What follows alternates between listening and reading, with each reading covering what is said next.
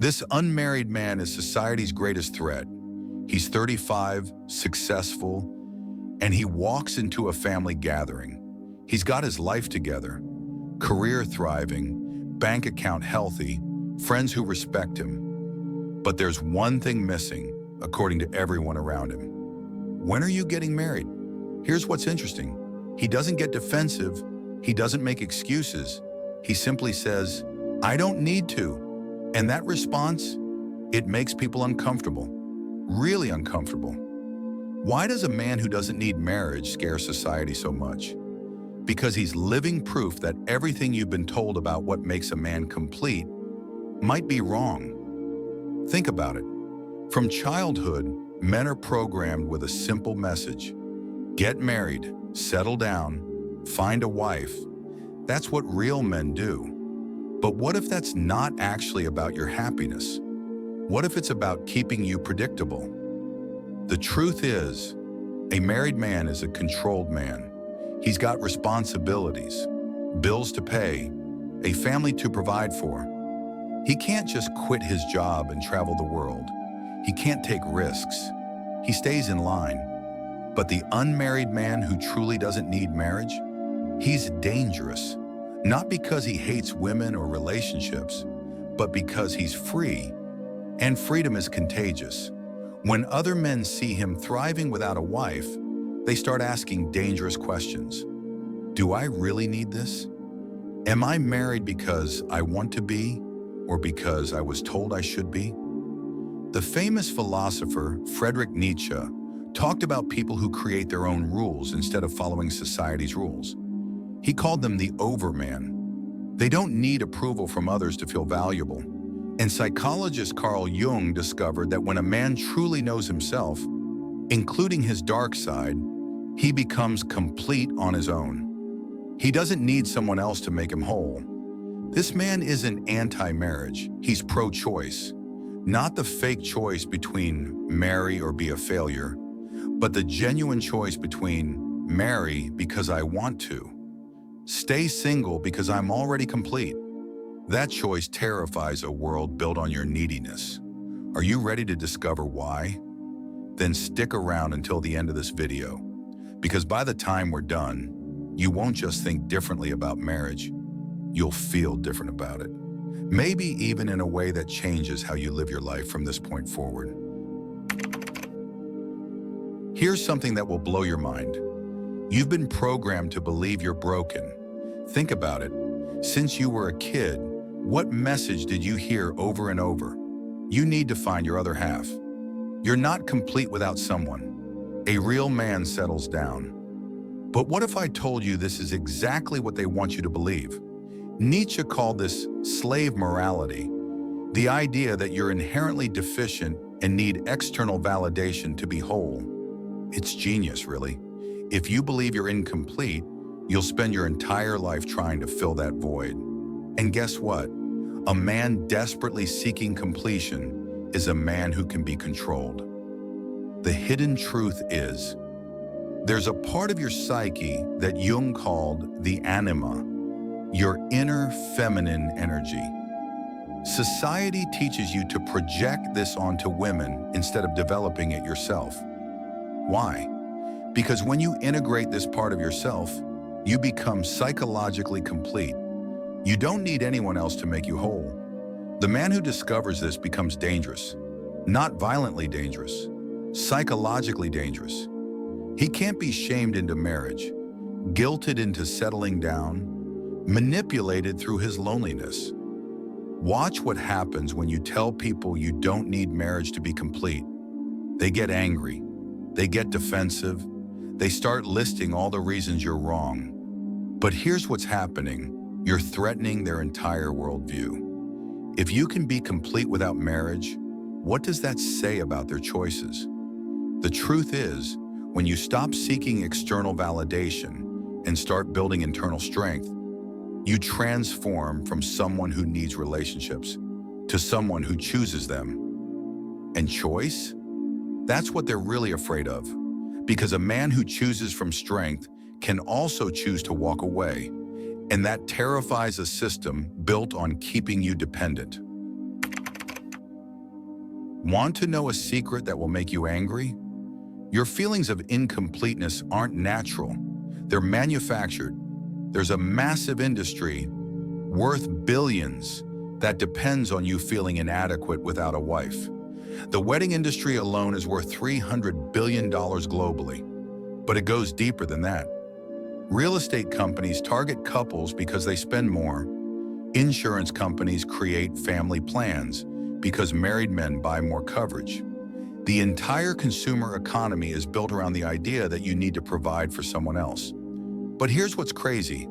The man who doesn't need marriage sees right through this manipulation. He realizes that most of his spending was driven by the need to prove he was provider material.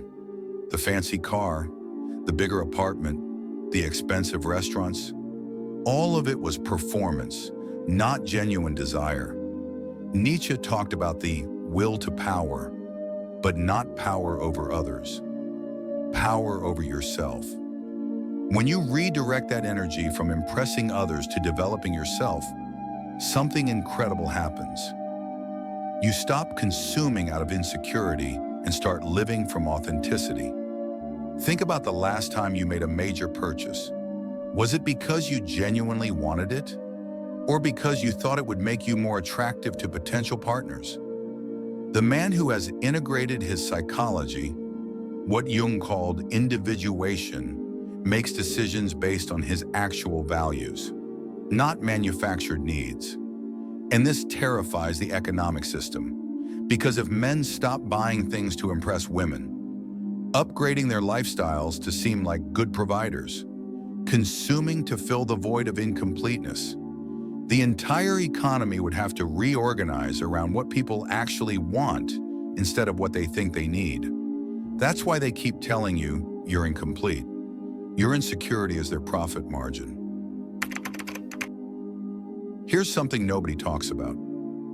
You have a dark side, and society is terrified of what happens when you embrace it. Jung called it the shadow. All the parts of yourself you've been taught to hide. Your selfishness, your independence, your refusal to conform, your desire to put yourself first. Most men spend their entire lives running from these aspects of themselves. They get married partly to prove they're good guys who can sacrifice for others. But what if I told you that embracing your shadow is the key to becoming complete? The man who doesn't need marriage has done something most men never do. He's faced his dark side, honestly. He's acknowledged that yes, he can be selfish. Yes, he values his independence. Yes, he's not always willing to sacrifice for others. And instead of being ashamed of these qualities, he's integrated them. Here's what's wild. When you stop running from your shadow, you stop needing external validation. You're no longer performing goodness to prove you're worthy of love. You're just complete. There's another piece to this puzzle. Jung talked about the anima, the feminine energy within every man. Most guys project this onto women, thinking, she completes me. But when you integrate your anima yourself, you become psychologically whole. You don't need a woman to access your emotional side, your intuition, your capacity for nurturing. You've developed these qualities within yourself. This is what Nietzsche meant by amor fati, love of fate. You accept your complete nature, including the parts society told you were wrong. And when you do this, something incredible happens. You become immune to manipulation. Society can't shame you into marriage because you're not ashamed of being single. They can't guilt you into providing because you're not guilty about prioritizing yourself. You've become psychologically free, and that freedom, it's contagious. Other men see you and start asking, wait, I can be complete on my own? Picture two types of men. The tamed man, structured, predictable, safe, has a mortgage, a wife, a 5-year plan. What Nietzsche called Apollonian, representing order and control. The wild man, unpredictable, creative, free, can change cities on a whim, pivot careers, takes risks. Dionysian, representing chaos and authentic expression. Guess which one society prefers? Here's the thing. Marriage is designed to turn Dionysian men into Apollonian ones. It channels your wild energy into socially acceptable forms. Your creativity gets funneled into providing. Your independence gets transformed into responsibility. But what happens to the man who refuses this transformation? He keeps his edge. He stays dangerous, not violently dangerous, but unpredictably free. Think about it. Can you quit your job tomorrow and travel the world? Can you pivot your entire life without considering someone else's needs? Can you access your creative chaos whenever you want? If you're married, probably not. And that's exactly the point. The unmarried man who has achieved what Jung called individuation has done something remarkable. He's integrated both sides of himself. He can be structured when necessary and wild when beneficial, responsible when needed and rebellious when required, a gentleman at dinner and a warrior in business, nurturing with friends and ruthless with enemies. He's not trapped in either extreme. Society fears this integration because it can't predict or control it. The married man often loses access to his Dionysian nature. He becomes purely Apollonian, safe, predictable, controlled. But the integrated bachelors? He's retained his wildness while developing his wisdom. This flexibility makes him incredibly powerful. And power that can't be controlled is power that threatens the system. Here's a question that will change everything. Who decided that marriage was necessary for a complete life? Think about it. Really think about it. When you trace back the rules about what makes a successful man, where do they come from? Your parents, society, religion, the media? But what if those rules are just opinions? Nietzsche talked about the Übermensch, not a superior being, but a person who creates their own values instead of inheriting them. The man who doesn't need marriage is living proof that this is possible. He's not rejecting marriage because it's wrong. He's rejecting the idea that it's mandatory. See the difference? Most men evaluate marriage like this.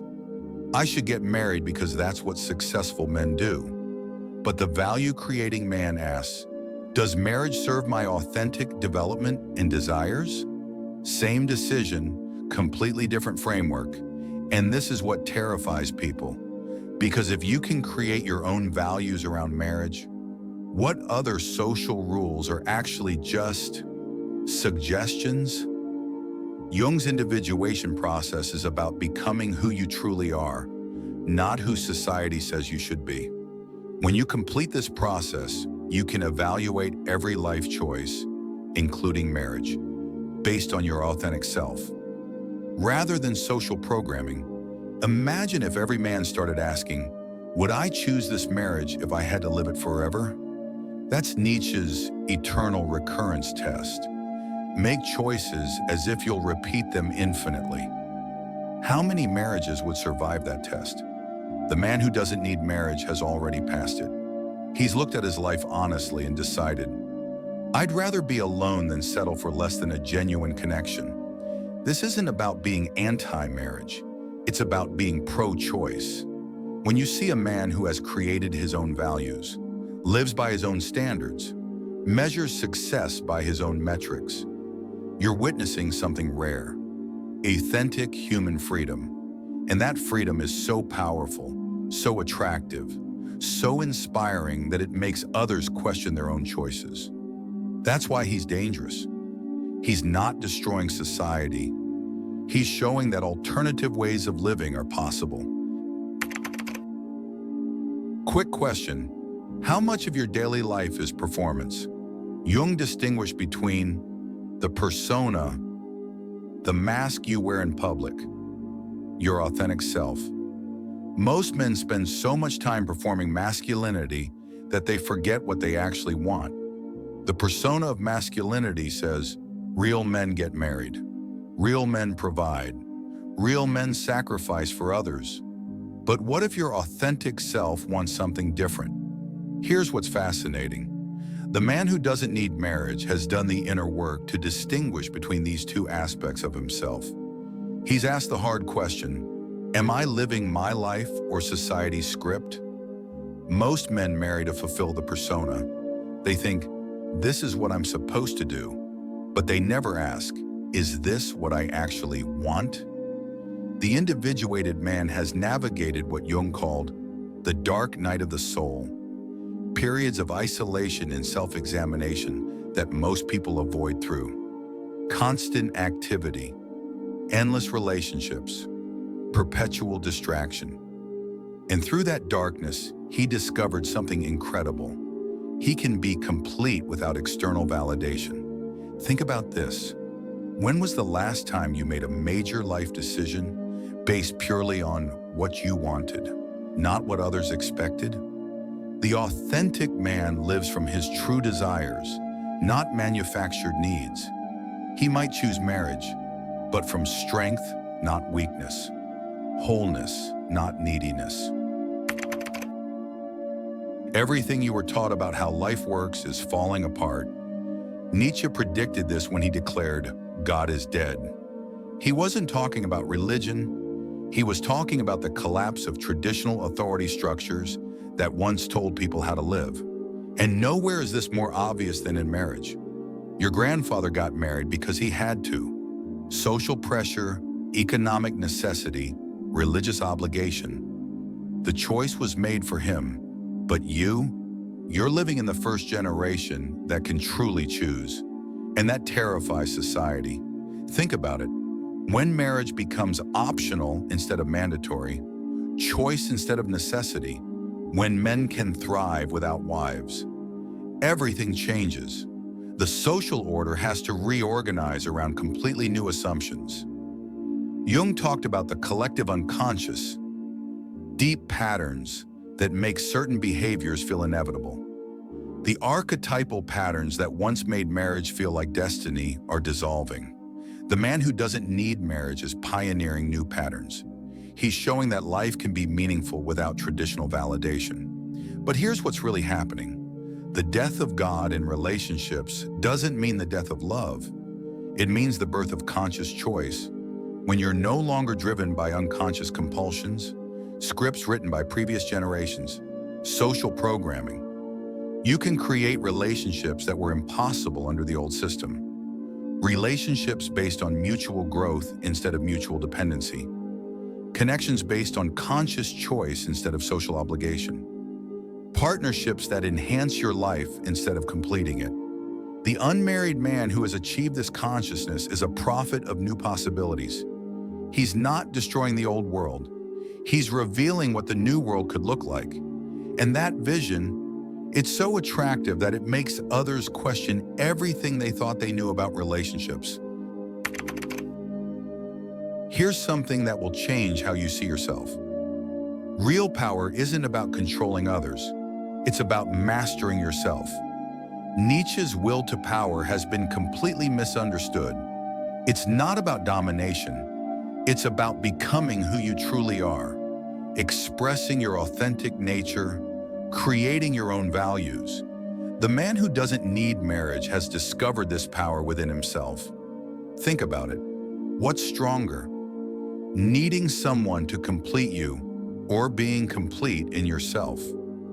Seeking validation from others or generating your own sense of worth? Most men try to find power through external achievement. Better job, more money, attractive wife. But this is borrowed power. It depends on things outside your control. The individuated man has found a different kind of power, the power of self-mastery. He's faced the Jungian shadow, all the parts of himself society told him to hide, his selfishness, his independence, his refusal to conform. Instead of being ashamed of these qualities, he's integrated them. This integration creates genuine strength, not the compensatory strength of men trying to prove themselves, but the quiet confidence of someone who knows himself completely. And here's what's incredible. When you achieve the self-mastery, you can choose relationships from abundance instead of scarcity, wholeness instead of neediness. You're not desperately seeking someone to complete you. You're whole enough to share your life with someone who enhances it.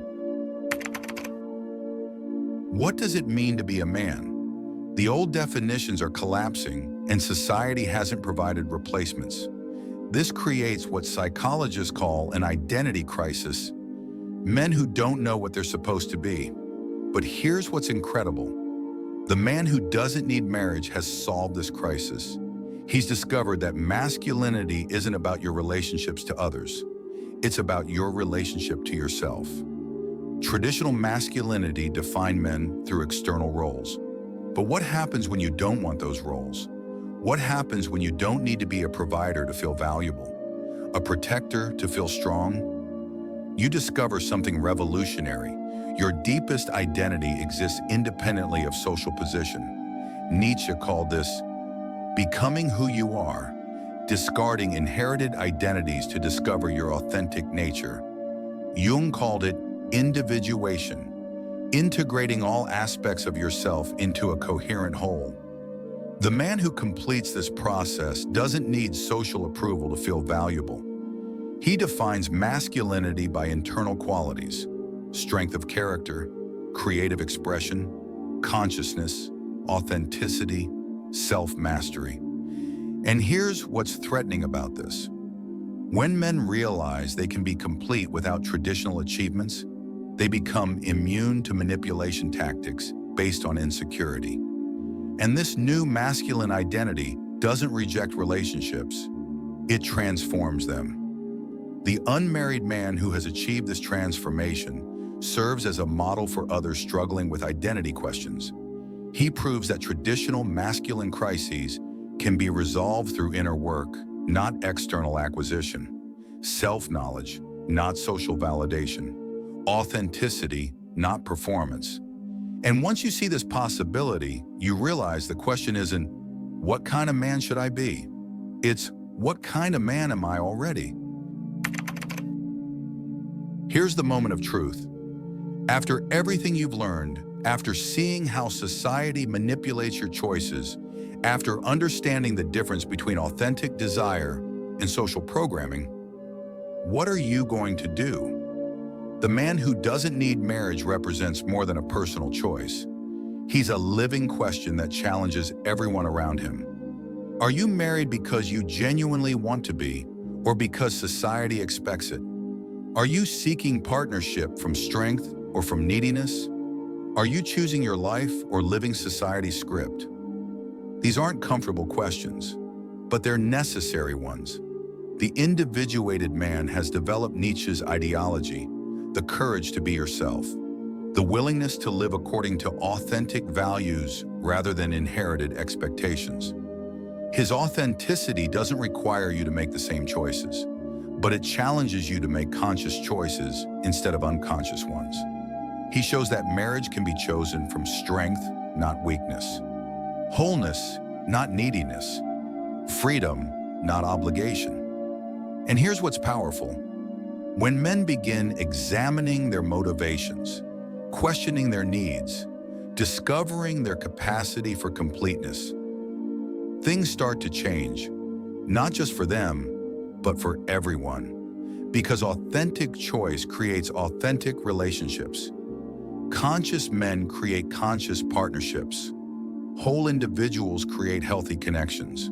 The man who doesn't need marriage is dangerous not because he destroys society, but because he reveals society's dependence on inauthentic choices.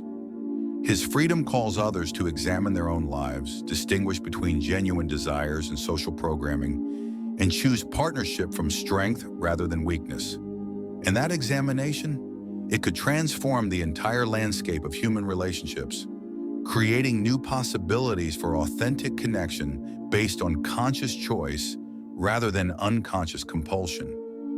Authentic desire rather than social programming. Individual sovereignty rather than collective dependency. The question is, are you brave enough to find out who you really are? Your time is limited. Your choices are yours to make. The question isn't whether you should or shouldn't marry. It's whether you're choosing from your authentic self or from society's script. The man who doesn't need marriage has already made his choice. What's yours?